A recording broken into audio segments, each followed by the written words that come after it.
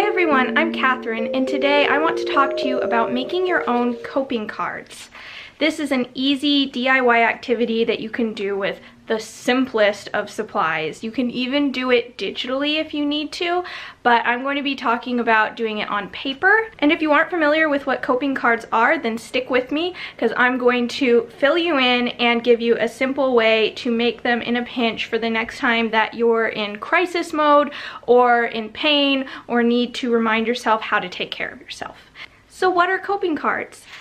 This is something that you might have come across in discourses of mental health or chronic pain and disability, and coping cards are a simple tool for when you're having a crisis moment, such as when you're in the middle of a panic attack, or if you're having a severe pain episode, or a depressive state or an anxiety attack, or you're feeling much more under the weather than normal. And they are a physical tool to remind you how to care for yourself and to give yourself reassurances and even affirmations to get you through that experience. This is especially helpful for when we're feeling alone or isolated when we're suffering. So often if you're having a pain episode, it might happen in the middle of the night when you're alone in your home and you don't have anybody to talk to and kind of rationalize yourself through all of the scary, fearful flight or flight feelings that you're having coming up and thoughts that aren't productive and aren't helping you calm down. And the coping cards are a message to ourselves from ourselves, something that we write when we're in a more stable state of mind, when we're feeling a little more comfortable and confident about how to look after ourselves. And it's a kind of like a special wish for a future self, like a letter to the future self when you're in a moment of vulnerability, pain, and struggle, to say, don't worry, you've got this. We have a whole set of tools to fall back on, and here's what they are in case your brain is just overwhelmed right now and can't think of them. So I'm going to give you some examples of what I've put on my coping cards. Then I'm also going to give you advice on how to figure out what to put on yours and how to physically make them. So this is my stack of coping cards. They've all got different things on them and I've decorated them. And a couple of examples are, it's okay to do nothing right now. So this is a reminder that when we are struggling enough to really need to turn to this stack of cards, that we also don't need to be berating ourselves for not being able to work or clean the house or do something that we think is more productive when we're in the middle of suffering, that it's okay to just lie down, collapse, just not do anything other than experience what we're going through and care for ourselves.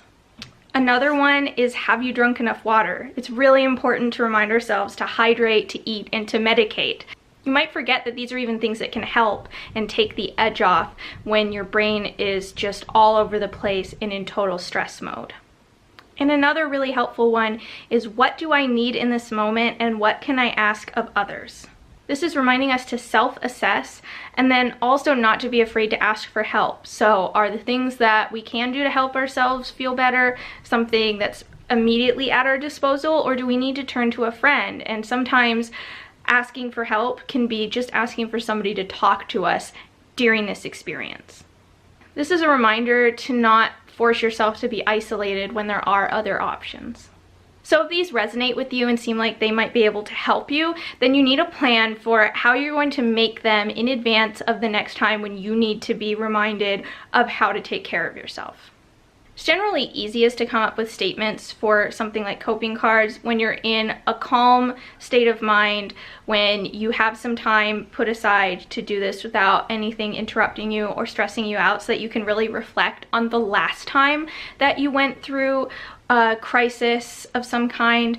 And you just need to do a little bit of self-reflection first. You might want to free write, journal about it, or talk to a friend about what that experience was like in the moment, and think about a few things here. What was going on in my body at the time? What was happening in my thoughts? What was happening in the space around me? And what didn't I have that I needed? These prompts can get us thinking about physical sensations that we can tend to, like, have you hydrated? like, have you addressed your pain? And mental state, so what is my mental state like when this happens to me, and what should I be aware of and try to prepare myself to cope with? And environmental factors, like, is the space around you comfortable? Are there people who are or aren't with you who are affecting how you feel right now? And finally, what would you give yourself in that moment that you didn't have then that you can prepare in the future? Because when we're panicking or afraid or anxious or in pain, then our brains can really make us forget all the things that we have that we could turn to solve those problems. You might forget that journaling through your anxiety attack is really helpful. You may forget that calling a friend is helpful. You may forget that alternating between ice and heat can help the pain that you're in. So putting all of these statements down on cards, like, have you tried an ice pack? Or have you called your mom? Are all things that we can just jog our memory with and turn to really lessen the impact of that crisis moment. So I suggest working through these prompts and making note of all the things that you need in that moment, and then turn those into statements or questions to yourself. And finally, some suggestions on making the cards. So I think that this is an exercise that is best kept fairly simple unless you really get into the process of making them and find that to be really therapeutic. But don't put the pressure on yourself that you need to make some really fancy card in order to be prepared. Just do whatever you can with whatever supplies you have on hand. But I went down the route of a little bit of craftiness without spending a huge amount of time on it. I think these took me about 20 minutes to make, and I just used what I had on hand.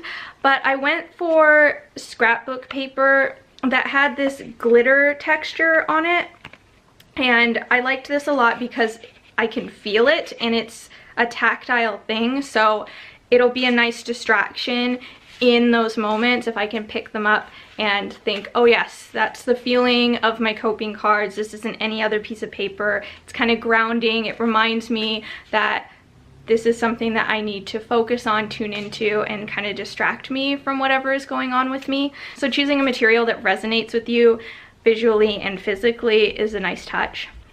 And I just used markers, bold colors, and I did different colors on each card, and I also added stickers just to cheer it up a little bit, and I tried to match the stickers a little bit with what was on the card. And on some of them I also used a hole punch just to add a little variance to it and make them cute. But these can be done with minimal effort, even on a piece of printer paper, or use index cards. That's a great idea too, because they're already pre-cut, so they take even less effort to work on. And then what's really important is to put them somewhere where you can find them and have them on hand during that moment. So if you think that you'll need them at night when you're in bed, put them in your bedside table.